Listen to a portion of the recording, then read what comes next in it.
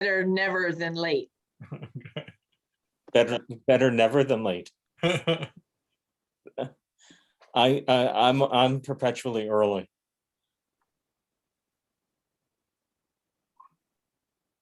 It's a good habit.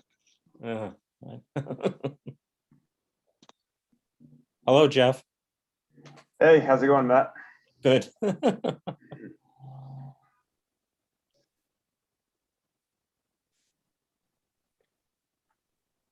So I am recording this session, Matt, and I don't know if you want it recorded and if anybody has any objections to that. No, I have no objections whatsoever.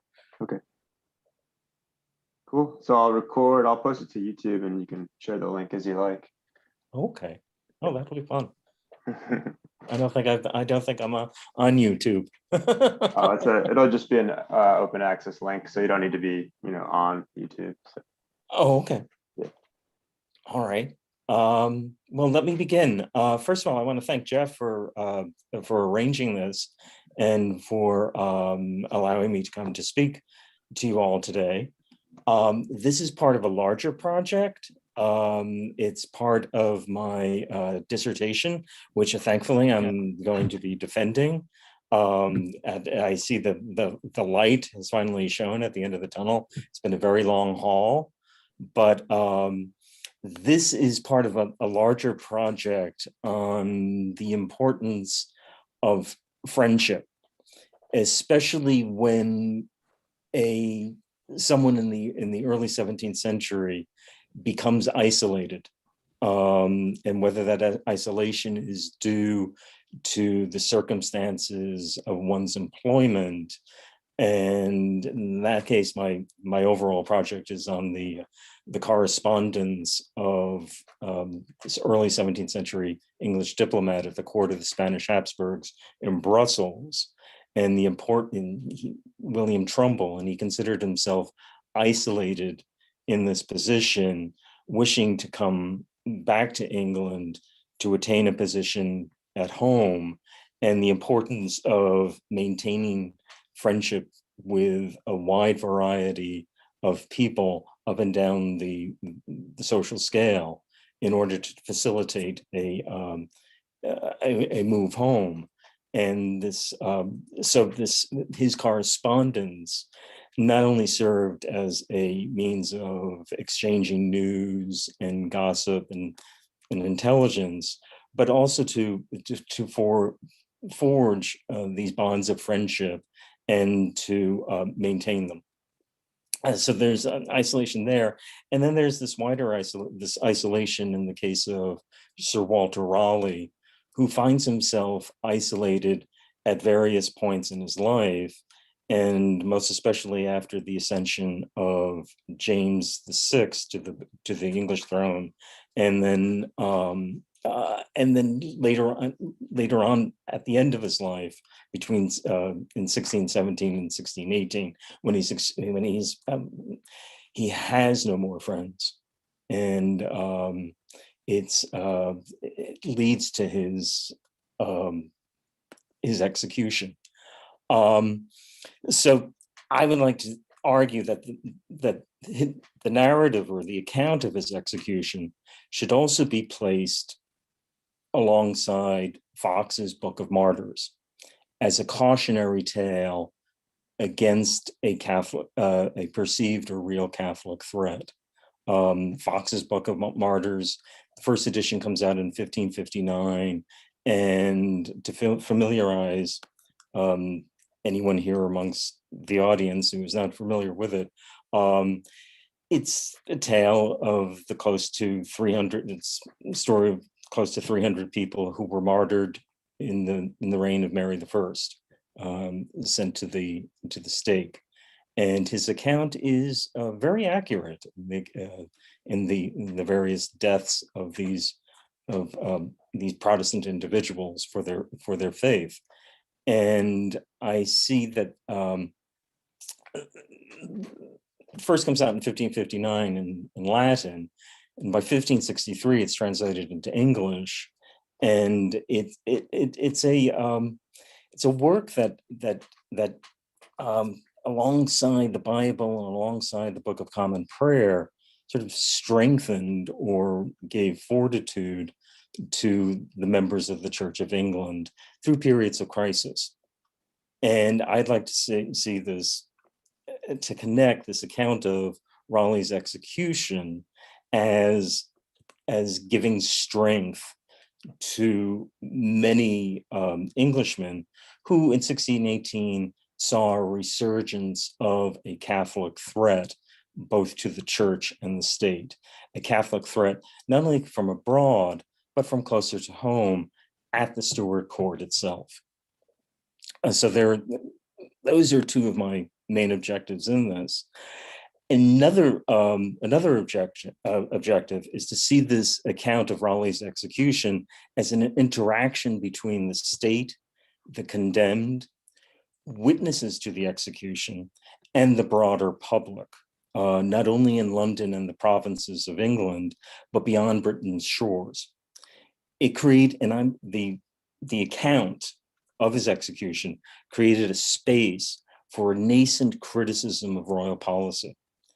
However muted this criticism was, in the correspondence of the crown, the Stuart crown's servants and its allies, as this account circulates, I think it really does keep a lot this in the back of. It's a straightforward account in many ways, but I think underlying the account is this perceived that Raleigh is a victim of Spain and of Catholic machinations.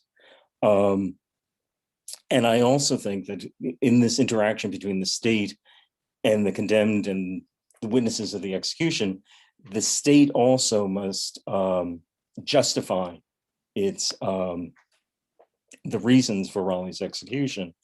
And one way that James I does this is through poetry. And soon after Raleigh's execution, a poem of James VI and I circulates amongst the same correspondence of the, sort of an international Protestant community, promoting James's own favorite and alluding to the troubles that Raleigh's execution caused to the crown.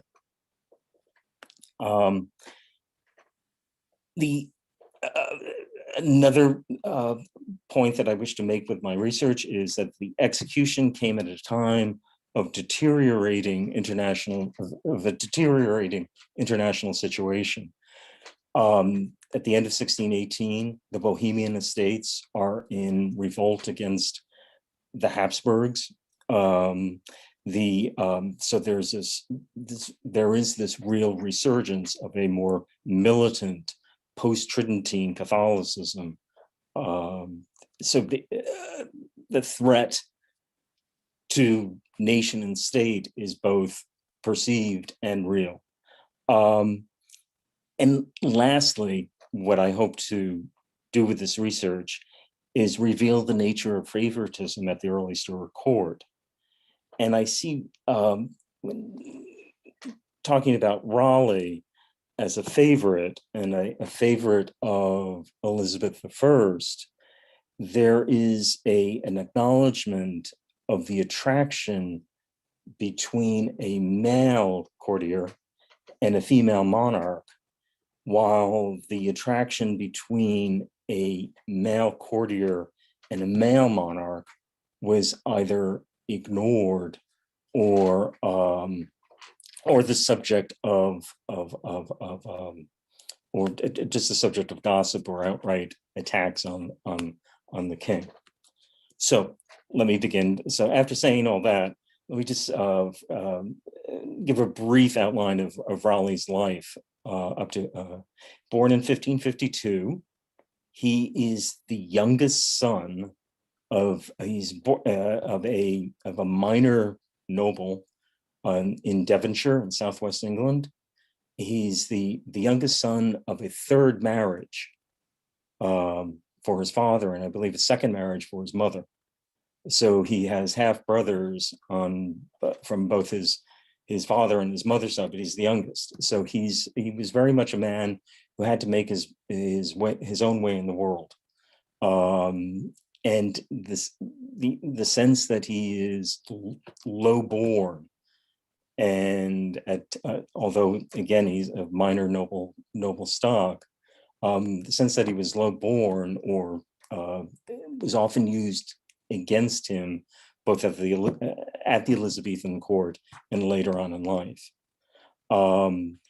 He often impecunious growing up. At Oxford, there's a tale that he couldn't afford the robes of a student at Oxford, so he had to borrow the money and the robes of a fellow student, and he never repaid the loan or never gave back the clothes that he begins to make after Oxford. He goes abroad, and he has a bit of a military career, fighting the wars of religion in the Spanish in the Netherlands. He comes to the court of Elizabeth in 1582, and he becomes a favorite mainly because of, and I sent a link in the chat to all. It's a portrait of him at the later 16, at the time of his greatest favor in the late 1580s. He catches the Queen's eye because he was very good looking. He was very witty. He was very very well read, and based upon her familiarity with him, he gets this reputation of being the man who can get a job done. So he both amuses Elizabeth, and he's of use to her. And thereafter, he's gains all sorts of favor and riches based upon his favor with the Queen. This portrait shows, I guess, if you look at it, up in the left-hand corner, there's a moon. I hope you can see that. Actually, this Wikipedia depiction of the portrait is the best one I could find, showing the moon in the left-hand corner. The moon represents Elizabeth, and Raleigh is seen as basking in her light. There are various stripes along his jacket, which represent the beams of the moon, the beams of Elizabeth falling upon him. But how he falls from Elizabeth's grace in 1592. In 1591, he begins an affair with one of her ladies in waiting, Bess Throckmorton, and after she becomes pregnant, they secretly wed, and she hid the pregnancy from Elizabeth. They hide the marriage from Elizabeth. The reason why they hide the marriage from her and the pregnancy is she's a lady in waiting to Elizabeth. She serves in the private chambers of the Queen. The Queen Elizabeth did not want this reputation of being of her ladies in waiting carrying on with the gentlemen of the court and gain a transgressive sexual reputation. It would reflect badly on Elizabeth. When Elizabeth does find this out, that they've married, and she slaps both of them into the tower. And he really falls from favor with Elizabeth. He never regains the favor that he once had because of this marriage. Elizabeth's other favorites also wed and would keep their Dudley wed against her wishes and tried to keep the secret marriage. Essex weds later on. And it's for Raleigh and they regain some of the favor from Elizabeth. Raleigh never regains that favor to a great degree. So he sought to regain favor with Elizabeth by adventure. And hence he travels to the New World in search of treasure. And his famous voyage in 1595, 1596 to South America in search of the fabled city of gold. And he travels to Guyana. Elizabeth is one of the backers of this voyage, but he returns empty-handed. And it's Raleigh's attempt to regain favor through adventure is a theme throughout his life. It's a theme that he'll try to regain James's favor in the 2 years before his execution by again traveling in search of gold. Raleigh did regain some favor at the time. At the end of Elizabeth's reign, he was captain of her guard, chief of the bodyguard to the Queen, and but by the end of Elizabeth's reign, he's beginning to be isolated and at the expense of others who see, an aging queen and are preparing for the next reign. And chief amongst the various courtiers, through correspondence with the Stuart monarch and the Scottish king, as her eventual heir, isolate him. When James ascends the throne in 1603, sometime later, Raleigh is implicated in a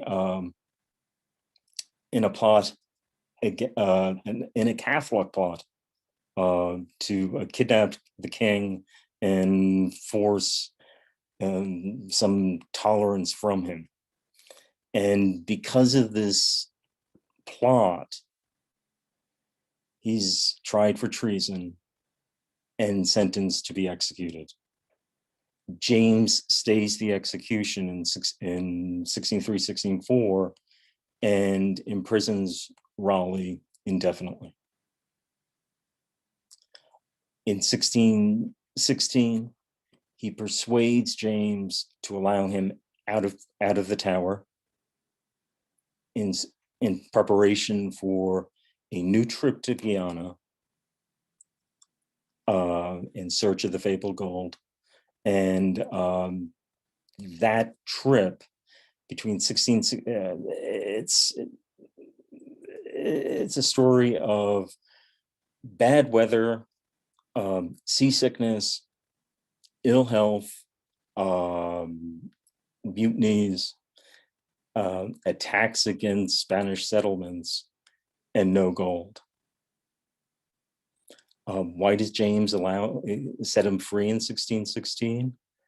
It has to do with the politics of the James' desire for finances, the lure of gold. But at the same time, when he allows Raleigh out of prison, he's beginning negotiations with the Spanish for a match between his son and heir Charles and his Spanish Infanta, the daughter of the Spanish king, Philip III.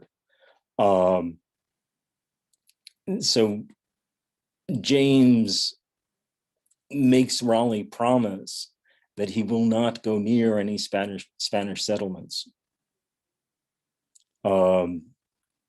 And what does Raleigh do in 1617 when they get to South America? Well, he's too sick to go on. and his sends a party further into Guyana, Venezuela, and amongst that party is his son, and they attack a Spanish settlement at San Tomé, and in the attack, Raleigh's son is killed. The trip was a complete fiasco.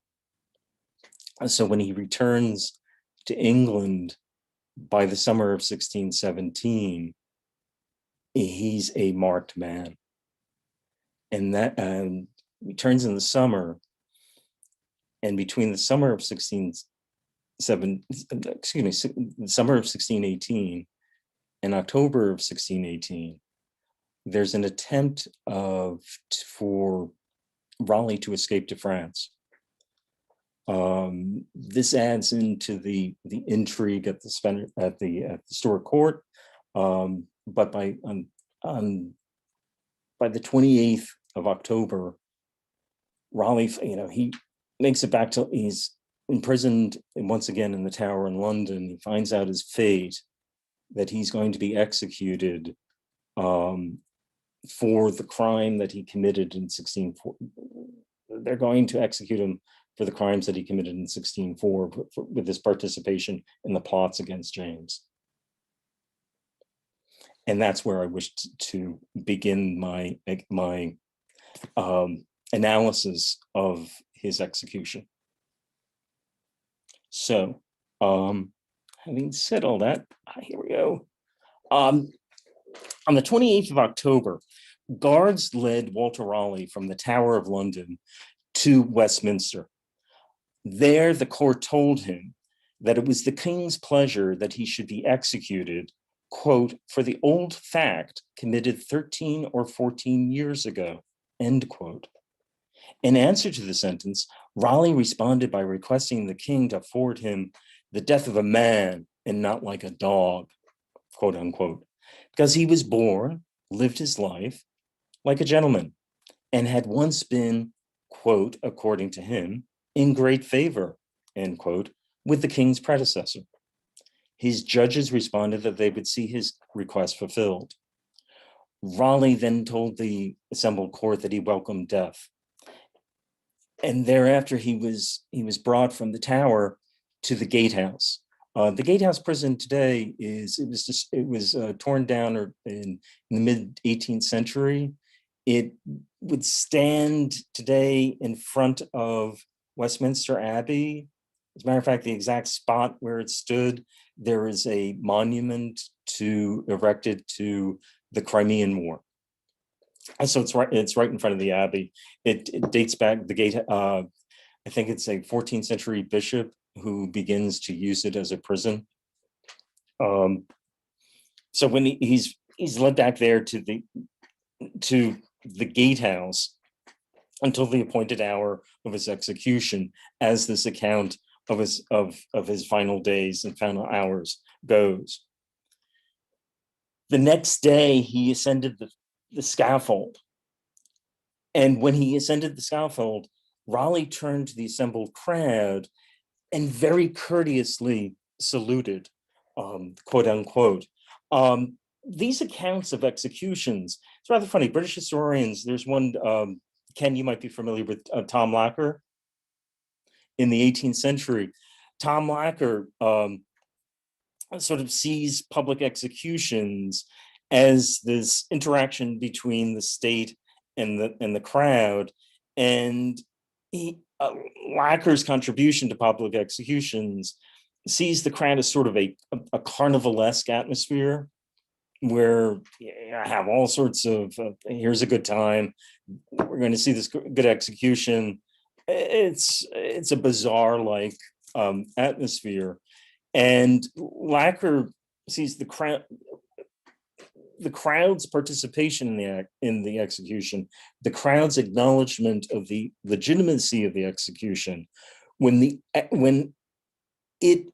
it's where certain forms are observed or certain rituals are observed, where the executed is seen as accepting the sentence against him. And if the crowd does not, the crowd could turn rather, had the potential to turn violent if the crowd did not see this execution as legitimate. Lacquer, mainly in the 18th century, his research concentrates on. I'm sorry, I just lost the train of thought here. Oh boy. Oh, I'm sorry. Oh dear. Where could an execution go wrong for the crowd? The crowd expected the body of the criminal to be treated correctly. So oftentimes, who would want the body of the executed in the 18th century? Physicians, medical schools. So they would often be doctors, representatives of the medical establishment would often be at these executions to take the body away. Whereas the crowd thought, well, that's not quite appropriate. The condemned deserves a good burial afterwards. So there was often this tension between the state's expectations and the crowd's expectations. So when Raleigh in the 17th century goes to his execution, he turns and very courteously salutes, and he embarks upon speaking. And the sheriff who was overseeing events tried to stop Raleigh from speaking. At this point, several nobles who had been observing the scene from a window nearby, they come to Raleigh's defense. And these nobles were the Earl of Arundel, the Earl of Oxford, and these two were rather significant. The Earl of Arundel was Raleigh appeals to him at the time of his appeals to him to appeal to the king to stay the to pardon him. And he's a significant figure at court. He's representative of the Howard faction at the Surrey court. The Howard faction, a more pro-Spanish leaning faction. So he comes to Raleigh's aid. And the other man who also comes to the other noble is the Earl of Oxford. The Earl of Oxford was the son of a rival to Raleigh at Elizabeth's court. This Earl of Oxford, who was somewhat of a rival to Raleigh at Elizabeth's court, he's famous for at one time he bowed before the Queen, and as he was bowing, he let out a fart, which causes great embarrassment. He withdraws from court for a few years. When he comes back, Elizabeth famously said to him, "My lord, I forgot the fart." So, but anyway, so here is the son of this, and both, I think that it's significant in this account where you have a member of sort of a Spanish-leaning faction at the court, Arundel, and Oxford. This Earl of Oxford had sought to a sort of reputation of a more Protestant-leaning faction at court. He gone off to aid the Dutch in their fight against the Spanish. So you have both factions at court coming to aid Raleigh in his final moments. So they when they saw this, they came down to the scaffold, bade the sheriff to let Raleigh continue, and they stood with him until he finished. And Raleigh spoke for about 30 minutes.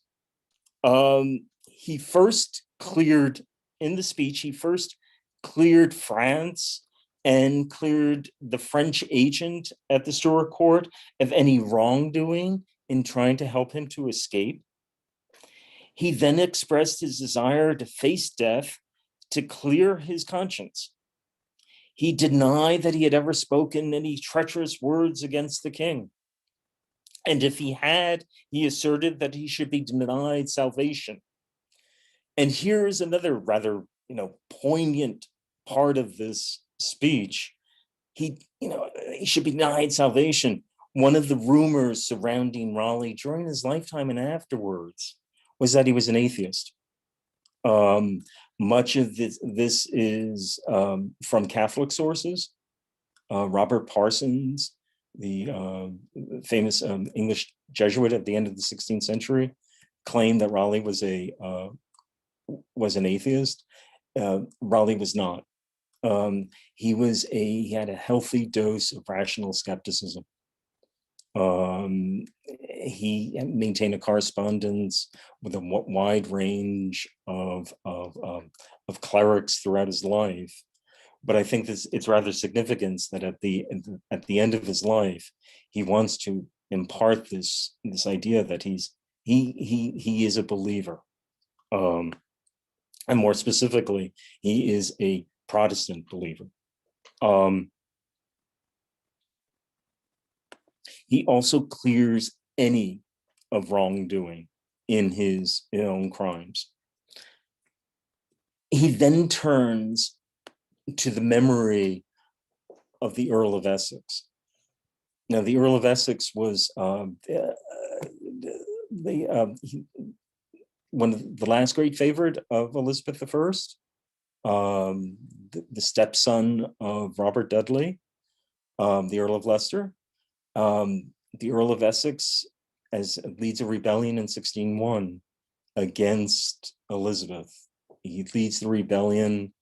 Mainly, current research shows that he leads it because he's a young courtier, a young nobleman who believes that it is his right to advise Elizabeth rather than Robert Cecil, a new man of lower birth than he. So this rebellion, Raleigh is one of those who stands against Essex in 1601 and helps put down the rebellion. By 1618, the Earl of Essex had gained this reputation as this Protestant hero. And here, Raleigh, at the end of his life, is trying to tie himself to the memory of the Earl of Essex. He protests, according to the account, that he was, quote, never accessory to my Lord of Essex's death, end quote. So he himself is very much creating this mythology around himself as a Protestant hero, or trying to align himself with well-known ones. At the end of Raleigh's speech, the Dean of Westminster asked him to pray with him. Raleigh replied that he wished to say a prayer himself. When he was finished, quote, by report of all, it was so learned and so worthy a one as most doctors of England could hardly mend it, end quote. And again, I think this is to quash any rumors that he was a skeptic or indeed an atheist. Raleigh then embraced his executioner, took up the axe, and felt the blade that would that would cut his head off. I think this plays to Raleigh's own humor as a last gesture, a sort of gallows humor, if you will. And then he said, and quoting here, I'm directly quoting, and then he said, this is he that must end all my griefs and make me a sacrifice for the Spanish altar, end quote. And here Raleigh is very firmly aligning himself against Spain and saying at the time, it is at Spanish behest that I am being executed. And indeed, the Spanish were pressuring James to execute him. He's being pressured by the Spanish ambassador, the Count of Gondomar. The Spanish, in fact, wanted James to hand Raleigh over to them so that they could execute him. And James knew that that would not play well with an English audience, with his subjects. With a mighty courage and a strong resolution, end quote, Raleigh laid his head upon the block and told the executioner that when he stretched out his arms, he would be ready. It took 2 blows from the executioner to sever Raleigh's head from his body. According to all accounts, quote, all the beholders wept very bitterly to behold him, but he himself was not one whit daunted at it, end quote. The body and head were carried into a waiting coach and taken to his wife. And so ends the account. And again, I want to emphasize 3 things about this account. His adventurous nature, the nature of, at the end, he's become isolated, but he does have at least 2 friends at court. And those in this account, those 2 friends represent 2 factions at the Stuart court, a more pro-Spanish faction and a more militantly Protestant faction. But he himself, I believe, Raleigh aligns himself from the very beginning in this account with the anti-Spanish faction. He lays blame for his death solely at the feet of Spain. And what I haven't yet talked about is here is the death of an old favorite, a favorite of a queen who was firmly stood as a Protestant icon against a perceived and at times real Catholic and Spanish threat to her throne. It comes at a time in 1618 when James is actively trying to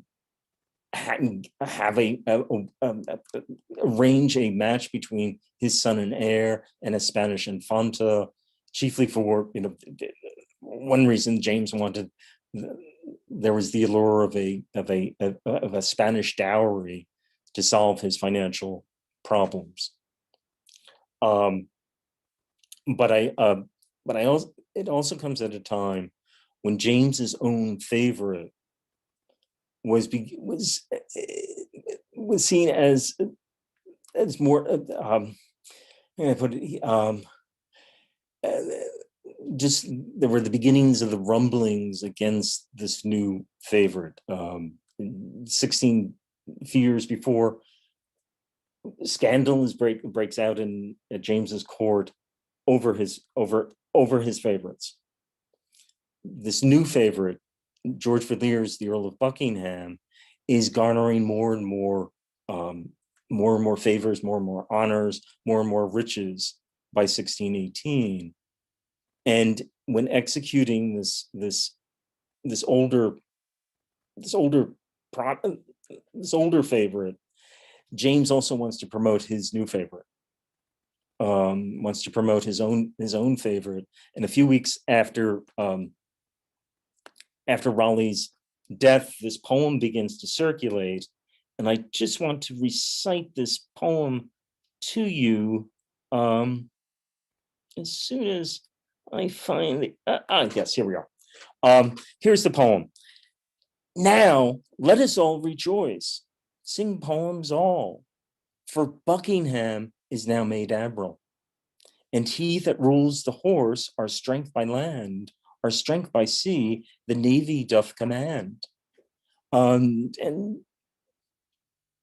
these first few stanzas, James refers to Buckingham's new position as Lord Admiral of the High Seas.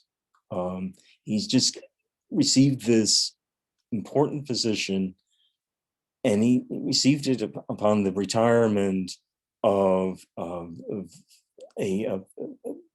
Lord Effingham, who was the hero of at the time of the Spanish Armada. So here, he's been given this new position, and he that rules the horse, our strength by land, our strength by sea, the navy doth command. Buckingham had also received the master of the horse, important positions of maintaining the king's steeds. So in the heavenly court, that self-same God, Neptune I mean, that with his three-toothed rod brought forth the horse, doth with the same appease the raging fury of the boisterous seas. And I think this line refers to the raging seas that might commence from Raleigh's execution. So James is saying, this is the man on whom my favor rests, and it is he who is going to calm. He is Raleigh has created these boisterous, raging seas. And here this man is, on whom my favor rests, is the rightful man to bring peace and order. Why then should any grudge what favor graces the merit of one person with two places, since it is so among the states of heaven, where none dare doubt, but things are carried even. Believe this refers to this idea that this is heavenly ordained, divinely ordained. Refers both to James's favor of Buckingham and to James's decision to execute Raleigh. I hope I haven't gone on too long, and I hope I've made some sense here. Question? Oh, thank you very much. Oh, you're very kind. As you can see, I was a bit nervous today. So questions or anyone for observations? Yes, Ken. I have a two-part question, Matt. They're related, I think. I was wondering if you know if Raleigh had a position on the succession to Elizabeth prior to James's accession. And the main reason that I ask that is that you have Raleigh, who is a defender of Protestantism under Elizabeth, and he, as you explained, tries to die as a Protestant hero, and yet you have him participating in this Catholic plot shortly after James's accession. And I wondered if that was related to maybe a position that he had on whether James should have been one to succeed Elizabeth in the first place. Well, yes, it does connect to that. Some of the another possible successor was the Archduchess Isabella Clara, of the daughter of Philip II. So there is some question of whether Raleigh actively supported the ascension of James VI to the English throne. And so yes, that does play a role in his participation in this plot. But I think what plays a greater part is his sense of isolation, that he's outmaneuvered in Elizabeth's later years by those who more actively support James as successor to Elizabeth. So it's really a matter of self-interest and kind of a contemporary marriage of convenience with the Catholics. Yes. Wouldn't that at least in people's minds validate their suspicions, as it did earlier with Christopher Marlowe's, that he really didn't have a religious belief, sincere religious belief at all.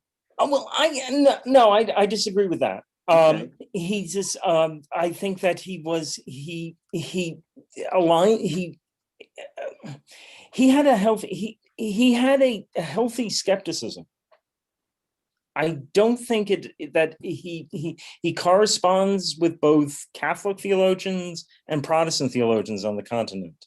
Well, no, I wasn't saying, Matt, that he was. I was just saying that this could lead to suspicions that he was. Sure. Oh, yeah. Okay. Yes, that would. Yes, that definitely would. Suspicions about where he actually stands, and whether this plot was actually the plots that he's involved in. They are the main and the by plots. They're rather murky in and of themselves. Those that are engaged, whether it's pushed along by Robert Cecil and others at the Elizabethan court. Let's see how this plays out. Let's put this out there, and then we can use it to get rid of the people that we want to get rid of. Yeah, murky is a good word for it. Matt, thank you. You're welcome.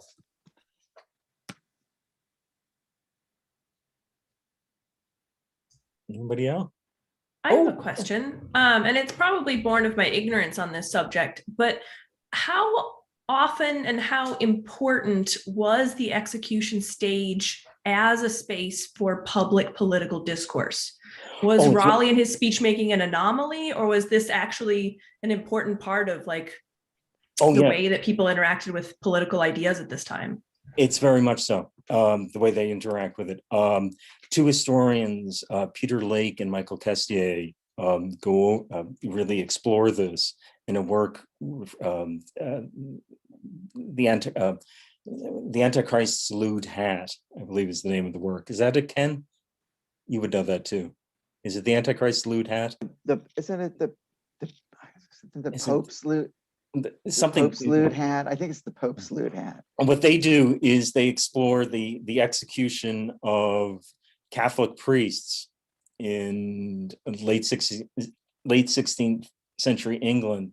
They look at the last speeches of these priests as a dialogue between Catholics and Protestants.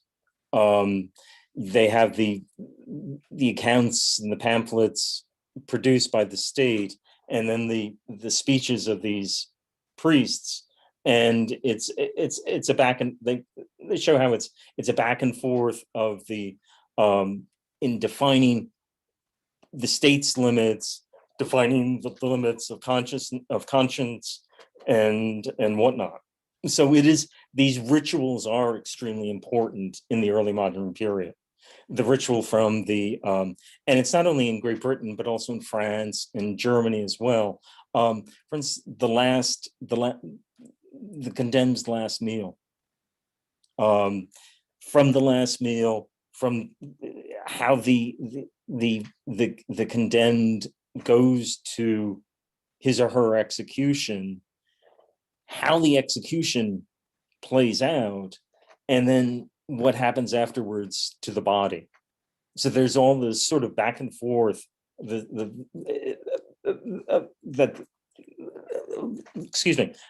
and forth of the maintenance of this ritual. I hope that answers your question.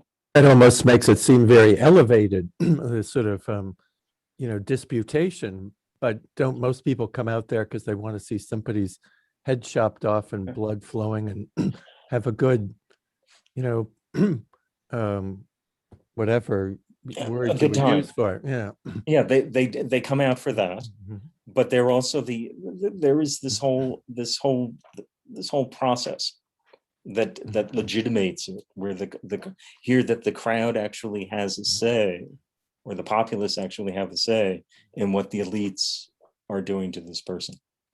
And I think the body and this kind of base entertainment coexists with something on a more erudite level in a number of things, in Shakespeare plays and in political debates in the United States, a Mhm. couple of centuries later. In fact, the whole execution, the manners around it that you laid out for us, reminds me a lot of the progress of dueling from Europe to being transplanted to North America and assuming a degenerate form Mhm. in the later United States. Mhm. Here with the and its relationship to dueling in dueling in the early 17th century with the maintenance of honor. I think that also with Raleigh's execution, the account of this, to when the nobles tell him, Oxford and Arundel say, let him speak. I also think they're trying to allow him to maintain this sense of honor, even up until the moment of his death. So it's all interconnected.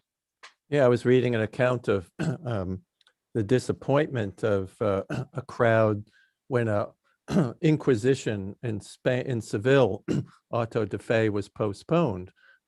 But that too involves a ritual of consensus. Everybody agrees that these are awful heretics, and the body politic is being purged by their execution, rather than a sort of simple, brutal spectacle that people are enjoying. So it seems these public executions seem to operate on a number of levels, none of which I guess most of which we couldn't have nostalgia for. So that even there's this, you even see it in accounts of the Book of Martyrs of Fox. There are other contemporary accounts in the mid-16th century of the burning of heretics or the burning of Protestants by Mary I, which show that the crowd also accepted these burnings. So that while Fox highlighted the displeasure of the crowd at these executions, there are other accounts that show that the crowd very much accepted it. And so it was not so that Mary the first did not have a bloody reputation from certain perspectives, I should say. Yes, so Ken. you could say, just like the agility of the English population in bouncing from one religion to another, they adapted to one type's category of execution after another. So yes. Ken. Yeah, there's a book by Eamon Duffy called Fires of Faith, which I don't actually agree with too much, but he makes the argument that the burnings under Mary Tudor were actually opportunities for proselytizing for the Catholic faith, and were seen as not only a means of, and I don't disagree with this part, but we're seen as by contemporaries not as a means of just brutally repressing and punishing heretics, although they did that, but were actually designed to save the souls of the rest of the population, including and focusing on those who would attend. So they would be accompanied by sermons and preaching and a lot of rituals that were designed to reinforce why this was being done and why it was important to those witnesses personally to view this and what they were to take away from it. So while human nature somewhat disturbingly might lead some people to just enjoy the spectacle, that certainly was not the intention of them, nor does it seem to be much the way that those crowds comported themselves. And that does at least provide food for thought in terms of just simply dismissing her as Bloody Mary. Now, Ken, is the burning even of a heretic intended to, it's purging the society? Is it supposed to purge the soul of the person executed also? Yes. I had the impression that was the case. You're you're executing converted Jews or crypto Jews in Spain, and that, or any other sort of deviance from orthodoxy? And is it intended to save their actual souls by the burning? Well, yes and no, Fred. I'm sorry, may I answer no, that? go ahead. There's a famous case of Cranmer, the Archbishop of Canterbury, Thomas Cranmer, when Mary executes, or he's executed under the Marian regime. Before his execution, they want to make sure that he is reconverted to Catholicism, and he abjures in his Protestant faith, and he says that he accepts Catholicism. So that there, the regime is trying to make sure that the condemned has saved his or her soul. At the actual execution, though, it goes awry, because what Cranmer famously puts his hand in the flame first, saying that I abjure what I just did. So I think that it's more important that the condemned before the execution is seen as accepting his or her fate, and is on the way to salvation even before the execution. Yeah, my sense of it is that opinions on that would have varied, Fred. Yeah. Both over time and geographically. I'm not sure that was universally believed. Was that just because you were burned that you would, that would purify the soul and allow them to go to heaven? I kind of don't think that was universally believed.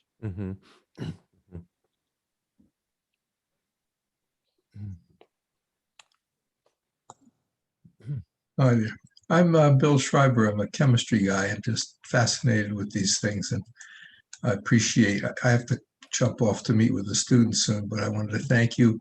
And it makes you wonder, how much progress we made.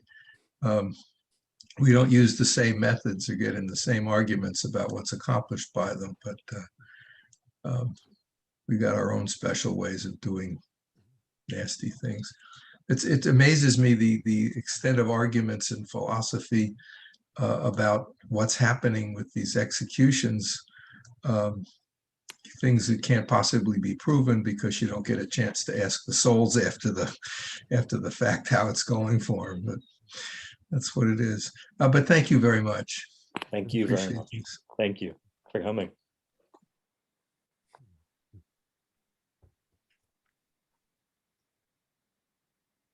Well, thank you all for listening to my talk. I really greatly appreciate it. Yeah, thanks, Matt. Okay, thank you, Matt. Cool, Matt. Thank you. Thank you very much. Big thanks to Geoff for arranging, and for especially all our guests from outside the department. It's always great to see you guys here. Thanks for coming, everyone. Thank you. Great job, Matt. Yeah, thanks. Bye-bye. Thanks, Chris. Good to see you, Matt. Good job. Thank you.